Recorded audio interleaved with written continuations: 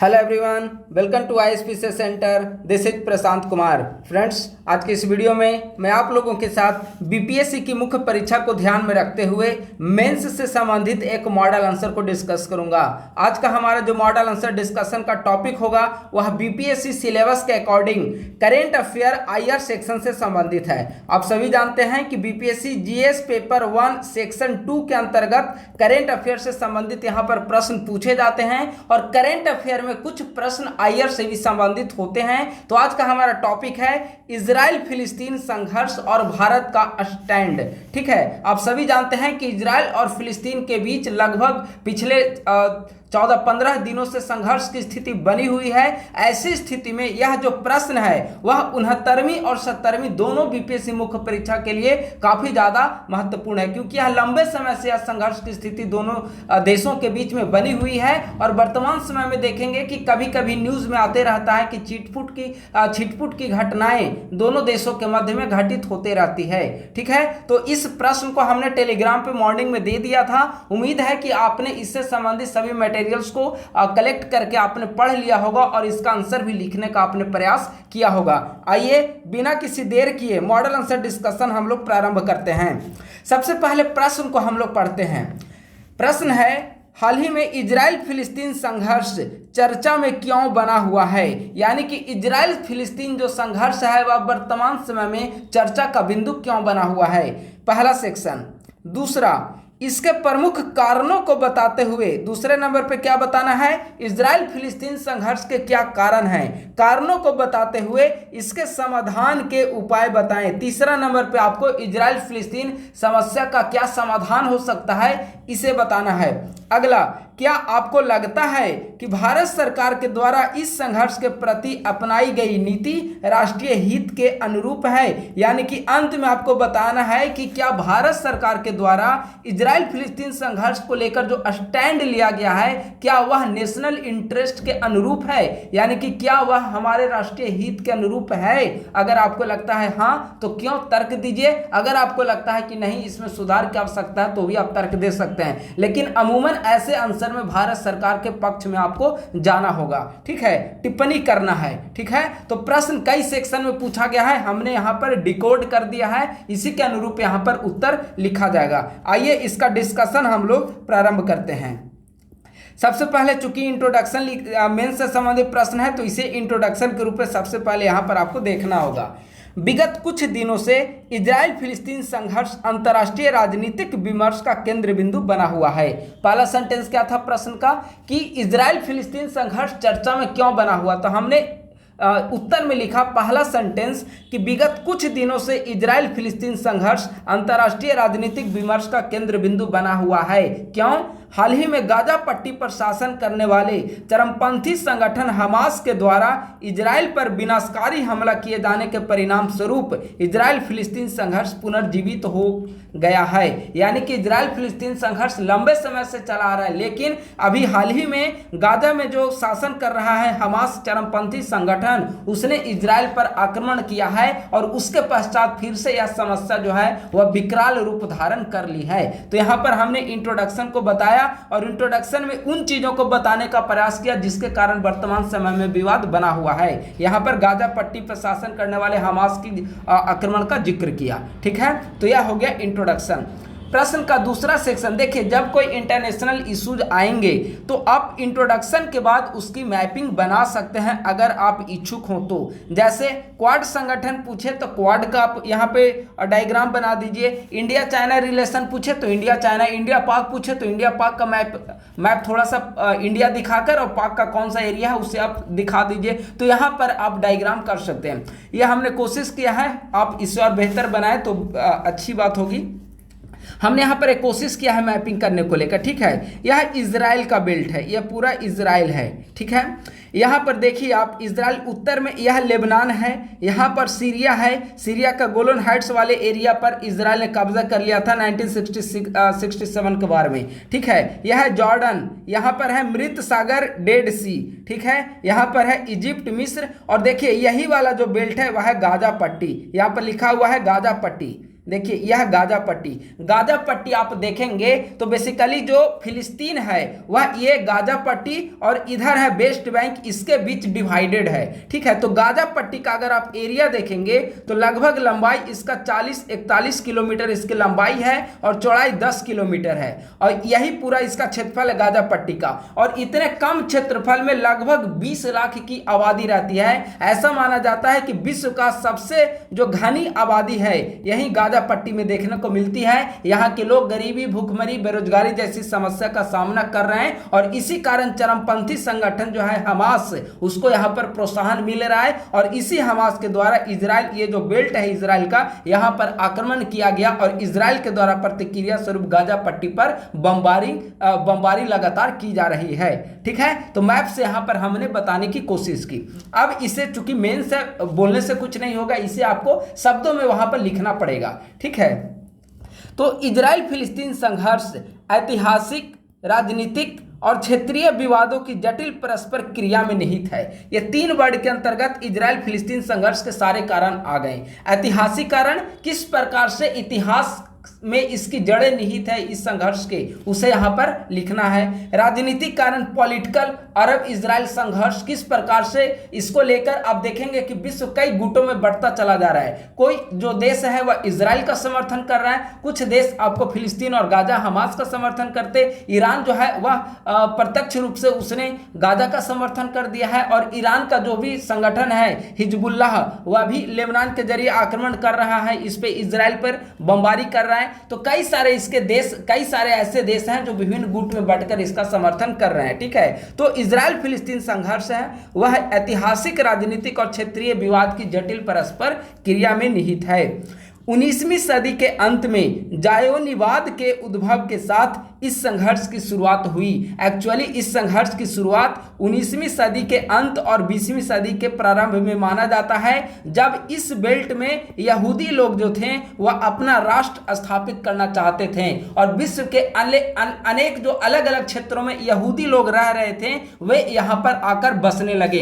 इससे क्या हो गया कि इन क्षेत्रों का जो जनसांख्यिकी है वह, यानी कि जनसंख्या, इन क्षेत्रों का जनसांख्यिकी बदलने लगा, यहूदियों की संख्या बढ़ने लगी। ठीक है, अब यहूदी धीरे धीरे अपने लिए एक यहूदी राष्ट्र की मांग करने लगे, और यहाँ पर जो अरब जो मुस्लिम लोग जो यहाँ पर रह रहे थे वे यहाँ पर एक संप्रभु, एक फिलिस्तीन की डिमांड कर रहे थे। ठीक है, तो ये संघर्ष का मेन जड़ है। 1947 ईस्वी में, अब चूंकि एक अगर फिलिस्तीन का डिमांड कर रहा है, दूसरा यहूदी का डिमांड कर रहा है, तो स्वाभाविक है कि इन दोनों के बीच संघर्ष बढ़ेगा। और संघर्ष बढ़ने के बाद यह मामला यूएन के पास चला गया, और यूएन ने 1947 ईस्वी में एक निर्णय दिया जिसके तहत एक यहाँ पर यहूदी और फिलिस्तीन दोनों को कुछ क्षेत्रों में डिवाइड कर दिया गया। एक बना यहूदी राष्ट्र बना, यानी कि इजराइल कहिए, इजराइल, और दूसरा फिलिस्तीन।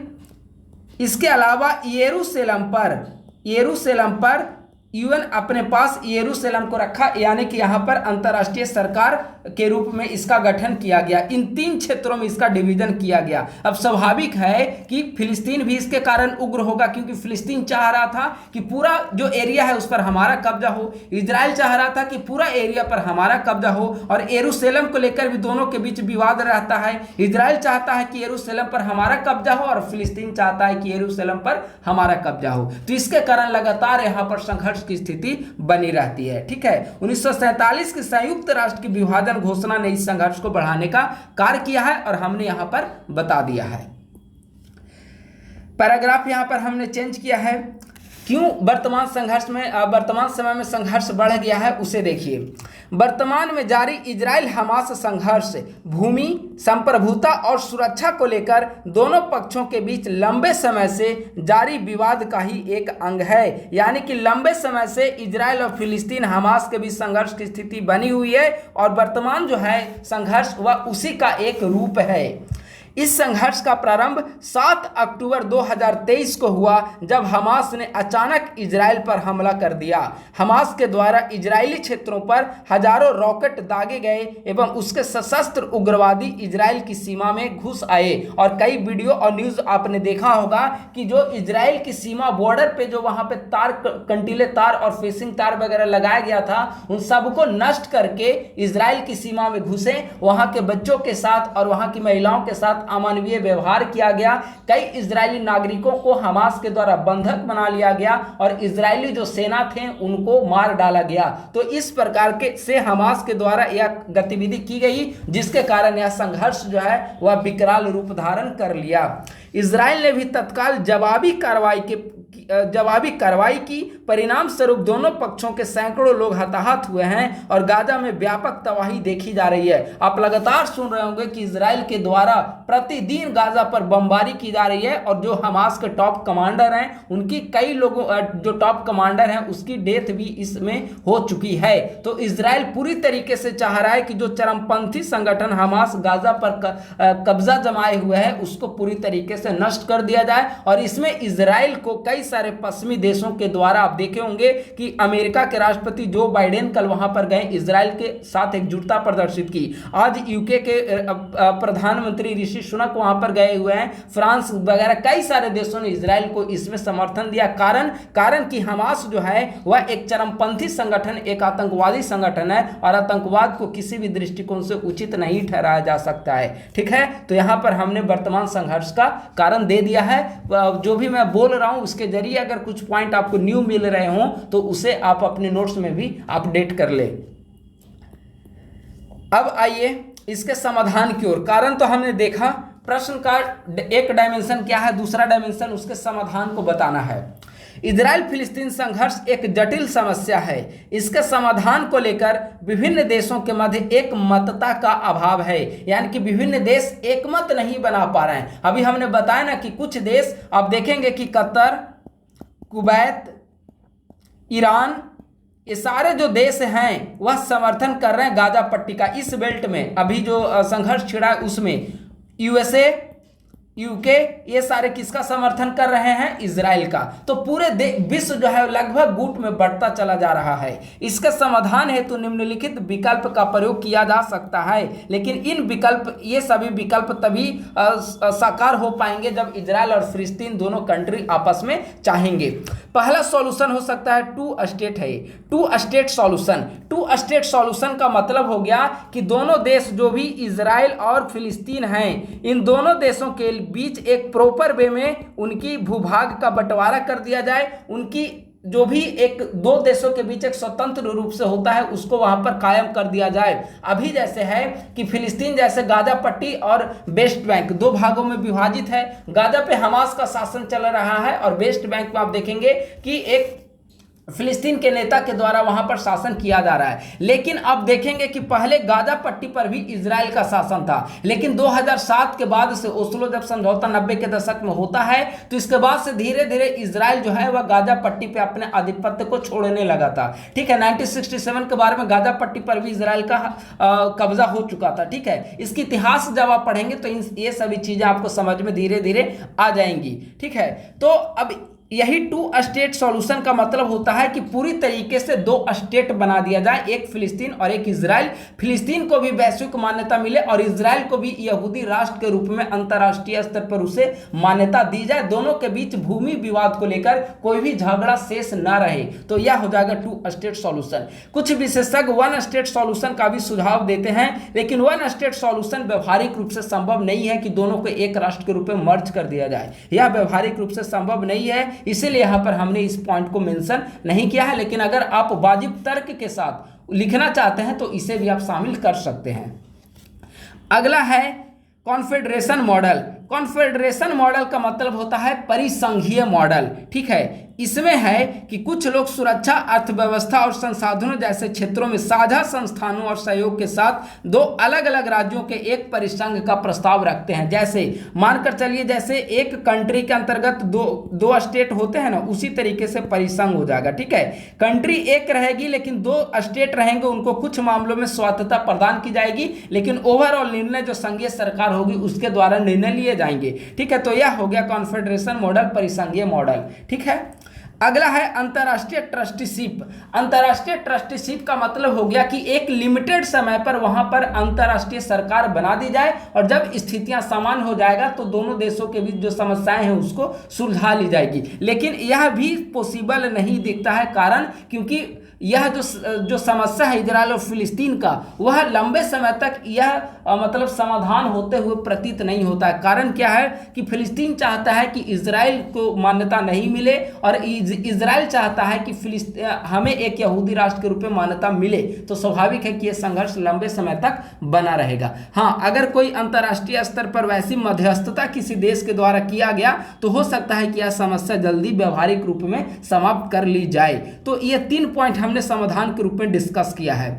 अब देखिए आखिर इस संघर्ष का भारत पर क्या प्रभाव पड़ रहा है, क्योंकि भारत का स्टैंड आप तभी समझ पाएंगे जब आप ये समझ पाएं कि आखिर भारत पर इसका प्रभाव पड़ क्या रहा है, क्या सकारात्मक प्रभाव पड़ रहा है या क्या नकारात्मक प्रभाव पड़ रहा है। अगर भारत ज्यादा प्रभावित होगा तो स्वाभाविक है कि इस समस्या को सुलझाने में अपना क्लियर स्टैंड रखेगा। ठीक है, तो सबसे पहले भारत पर प्रभाव पड़ रहा है द्विपक्षीय संबंध को लेकर। द्विपक्षीय संबंध को लेकर कैसे प्रभाव पड़ेगा, अब देखेंगे कि इजराइल के साथ भारत के कई सारे संबंध, हाल के दिनों में काफी संबंध बेहतर हो चुका है इजराइल के साथ। और इतना ही नहीं, हाल ही में भारतीय प्रधानमंत्री नरेंद्र मोदी इजराइल जाने वाले पहले भारत के प्रधानमंत्री भी बने हैं। भारत के पहले प्रधानमंत्री बने। ठीक है, इजराइल के साथ आपने देखा होगा कि कई सारे तकनीकी समझौता किया गया है, चाहे जल संकट को लेकर समझौता हो, कृषि समस्या को लेकर समझौता हो, रक्षा तकनीक के आयात को लेकर समझौता हो। इजराइल भारत का एक रणनीतिक साझेदार बन चुका है। तो इससे कहीं ना कहीं दोनों के बीच का जो संबंध है वह प्रभावित हो रहा है। और सिर्फ इजराइल ही क्यों, अरब देशों के साथ भी हमारे संबंध काफी आप देखेंगे प्रगाढ़ हो चुके हैं। यूएई के साथ देखिए हमने फ्री ट्रेड एग्रीमेंट किया है, इकोनॉमिक ऑपरेशन एग्रीमेंट इसके साथ हमने किया है यूएई के साथ। तो अरब कंट्रीज के साथ भी हमारे संबंध बेहतर हो रहे हैं। और अगर इजराइल और अरब के बीच कॉन्फ्लिक्ट बढ़ता है तो कहीं ना कहीं भारत का समस्या चुनौती होगी कि इजराइल की तरफ चला जाए या फिर अरब के साथ किसके साथ बेहतर संबंध बनाया जाए। क्योंकि अगर दो राष्ट्र लड़ रहे हो आपस में तो आपको किसी एक के साथ अगर आप जाते हैं तो स्वाभाविक है कि दूसरे के साथ संबंध बिगड़ जाएंगे। तो इन दोनों के बीच संतुलन बनाना सबसे बड़ी चुनौती है। यहां हमने एक लिखा है कूटनीतिक चुनौती, यहां हमने लिखा इजराइल व अरब देश के मध्य संतुलन बनाने की चुनौती होगी। ठीक है, अगला है, हाल ही में आपने देखा होगा G20 के दौरान India middle east economic corridor Bharat मध्य पूर्व आर्थिक गलियारे की घोषणा की गई। और यह आर्थिक गलियारा कहां से गुजरेगा, अब देखिए ये अगर भारत का मैप है, ये अफ्रीका वाला बेल्ट है। ठीक है, तो भारत का जो मुंबई और गुजरात है वहां जाएगा, सऊदी अरबिया यूएई होते क्रॉस करेगा। और सऊदी अरबिया चूंकि अरब कंट्री है, यूएई सऊदी अरब ये सब अरब कंट्री हैं। और अगर ये इजराइल के साथ युद्ध में उलझ जाते हैं तो स्वाभाविक है कि यह जो IMEC का जो हाल ही में स्टैंड लिया गया था, जो कि चीन के खिलाफ एक बहुत बड़ी रणनीतिक हथियार माना जा रहा था, तो इसका कहीं ना कहीं यह जो इसका निर्माण कार्य जो होगा या क्रियान्वयन की जो प्रक्रिया होगी वह बाधित हो जाएगी। तो यह काफी बड़ा इसका नकारात्मक प्रभाव पड़ रहा है भारत पर। ठीक है, अगला ऊर्जा आपूर्ति। आप जानते हैं कि भारत अपनी ऊर्जा आपूर्ति का ऊर्जा जो भारत के पास जितनी ऊर्जा खर्च होती है उसका लगभग 80 से 85% ऊर्जा को दूसरे देशों से आयात करता है। इसमें लगभग 65% जो है ऊर्जा का आयात खाड़ी देशों के साथ भारत करता है। तो स्वाभाविक है कि अगर खाड़ी देश इसमें उलझ जाएंगे युद्ध में तो भारत पर इसका नकारात्मक प्रभाव पड़ेगा, ऊर्जा की जो दाम है उसमें वृद्धि होगी। अगला है भारतीयों के प्रवासियों के हित।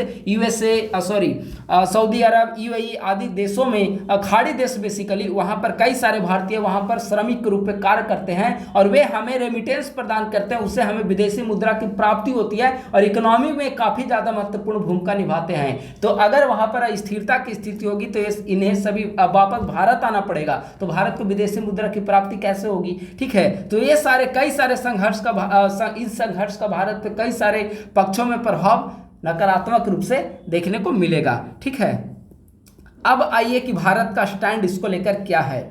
भारत इजराइल फिलिस्तीन संघर्ष को हमेशा राष्ट्रीय हितों के मद्देनजर तरजीह दिया है। आपने देखा होगा, अगर इसका हिस्ट्री आप लोग जानते होंगे तो स्वतंत्रता के पश्चात फिलिस्तीन को मान्यता देने वाला पहला गैर अरब कंट्री बना था भारत। ठीक है, वहीं इजराइल को हमने 1950 में मान्यता दिया। इजराइल एक कंट्री के रूप में 1948 में इमर्ज होता है, 1950 में हमने इजराइल को मान्यता दी और इसके साथ कूटनीतिक संबंध हमने 1992 ईस्वी में बनाया था जब गुजराल विदेश मंत्री थे। ठीक है, तो 1992 ईस्वी में इसके साथ कूटनीतिक संबंध बनाने का प्रयास किया गया। वर्तमान समय में अरब व इजराइल दोनों ही भारत के लिए रणनीतिक रूप से महत्वपूर्ण हैं। एक तरफ जहां अरब देश हमारे लिए ऊर्जा सुरक्षा, प्रवासियों की रक्षा और विदेशी मुद्रा के लिए काफी ज्यादा महत्वपूर्ण है, तो वहीं इजराइल तकनीकी क्षेत्र में विश्व का तेजी से उभरता हुआ एक महत्वपूर्ण राष्ट्र है। और इतना ही नहीं, भारत जो है वह इजराइल से रक्षा सामग्रियों का व्यापक स्तर पर आयात करता है। सबसे ज्यादा रक्षा सामग्री का आयात भारत कहां से करता है? रसिया से, इसके बाद फ्रांस, इसके बाद इजराइल। इतना ही नहीं, इजराइल जो है सबसे ज्यादा हथियार का निर्यात भारत को करता है। इजराइल के आप संदर्भ में देखेंगे तो सबसे ज्यादा हथियार निर्यात वो भारत को करेगा, लेकिन भारत के संदर्भ में देखेंगे तो सबसे ज्यादा रसिया, उसके बाद फ्रांस, उसके बाद इजराइल से हम लोग रक्षा का आयात करते हैं, रक्षा सामग्री का। तो आप लोग समझिए कि कितना इजराइल महत्वपूर्ण है हमारे लिए। हाल ही में हमने जल संकट से उबरने के लिए उसके साथ समझौता किया है, कृषि से संबंधित उसके साथ हमने एग्रीमेंट किया है, ठीक है। तो इजराइल हमारे लिए महत्वपूर्ण है। वहीं अरब कंट्री हमारे लिए प्रवासियों की दृष्टि से और ऊर्जा सुरक्षा की दृष्टि से अरब कंट्री भी हमारे लिए महत्वपूर्ण है। किसी एक के साथ संबंध हम नहीं बना सकते। दोनों देश जो हैं वह हमारे देश के लिए, हमारे नेशनल इंटरेस्ट के लिए, हमारे भारतीयों के लिए काफी ज्यादा महत्वपूर्ण है। इसीलिए भारत ने इस समस्या के शांतिपूर्ण समाधान तथा टू स्टेट सॉल्यूशन का समर्थन किया। भारत चाहता है टू स्टेट सॉल्यूशन, भारत की लंबे समय से नीति रही है टू स्टेट सॉल्यूशन को लेकर, और हाल ही में भी भारत ने इसका समर्थन किया। इसका मतलब है कि भारत चाहता है कि फिलिस्तीन एक अलग कंट्री और इजराइल एक अलग कंट्री बने, दोनों को अंतर्राष्ट्रीय स्तर पर और एक दूसरे देश दोनों को मान्यता प्रदान करें। दोनों के बीच इस प्रकार से सीमा का बंटवारा किया जाए कि कोई उसमें विवाद की स्थिति ना हो। जल बंटवारा, शरणार्थी की समस्या, सारे समस्या का अच्छे से समाधान कर लिया जाए, लेकिन यह टेबल बातचीत से ही यह संभव हो पाएगा। हाल ही में हमास के द्वारा इजराइल पर किया गया बर्बरतापूर्ण हमले को आतंकी घटना करार देते हुए भारत ने इसकी निंदा की है। चूंकि एक आतंकी घटना के रूप में हमास एक आतंकवादी संगठन है, चरमपंथी संगठन है, और उसके द्वारा आक्रमण किया गया, इजराइल पर हमला किया गया, तो स्वाभाविक है कि एक आतंकी संगठन के रूप में, एक आतंकी घटना के रूप में इसकी तो निंदा की जानी चाहिए। और भारत ने भी यही स्टैंड रखा है, यानी कि स्वाभाविक है कि भारत अपना स्टैंड नेशनल इंटरेस्ट को ध्यान में रखते हुए रखा है। लेकिन हाँ, हमें यह भी सुनिश्चित करना होगा कि इजराइल के द्वारा जो गाजा पट्टी में प्रतिक्रिया स्वरूप वहां पर बमबारी की जा रही है, उसमें किसी भी निर्दोष मानव की हत्या ना हो, निर्दोष मानव ना मारे जाए, यह सुनिश्चित करना होगा। तभी इस पे अंतर्राष्ट्रीय स्तर पर शांति व्यवस्था कायम रह पाएगी। अन्यथा यह स्थिति अनवरत चलती रहेगी और वह जो पश्चिम एशिया का जो क्षेत्र है वह अस्थिरता के दौर से गुजरने लगेगा, और इसका भारत पर भी व्यापक असर देखने को मिलेगा। कई पॉइंट में हमने इसे डिस्कस करने का प्रयास किया है, ठीक है। तो उम्मीद है कि सारे सेक्शन को आप लोग समझ चुके होंगे। अब निष्कर्ष को देखिए। निष्कर्षता स्पष्ट है कि इजराइल फिलिस्तीन संघर्ष वर्तमान समय में एक गंभीर एवं जटिल मुद्दा के रूप में बना हुआ है। इसके शांतिपूर्ण समाधान हेतु वैश्विक प्रयास किए जाने चाहिए ताकि इसका प्रतिकूल प्रभाव ना पड़े, ठीक है। तो यहाँ पर हमने निष्कर्ष के साथ इस प्रश्न को हमने यहाँ पर फिनिश किया है। अगर इस प्रश्न से संबंधित कोई डाउट आपके मन में रह गई हो तो आप जरूर हमें कमेंट बॉक्स में कमेंट करके बता सकते हैं। आपकी हर एक समस्या का समाधान हमारे द्वारा कर दिया जाएगा, और कल का प्रश्न पुनः आपको कल मॉर्निंग में ग्रुप में दे दिया जाएगा। आप हमारे टेलीग्राम ग्रुप ISPCS सेंटर से जुड़कर अपनी तैयारी को गंभीरता से पूरी कर सकते हैं। थैंक यू सो मच, बहुत बहुत धन्यवाद।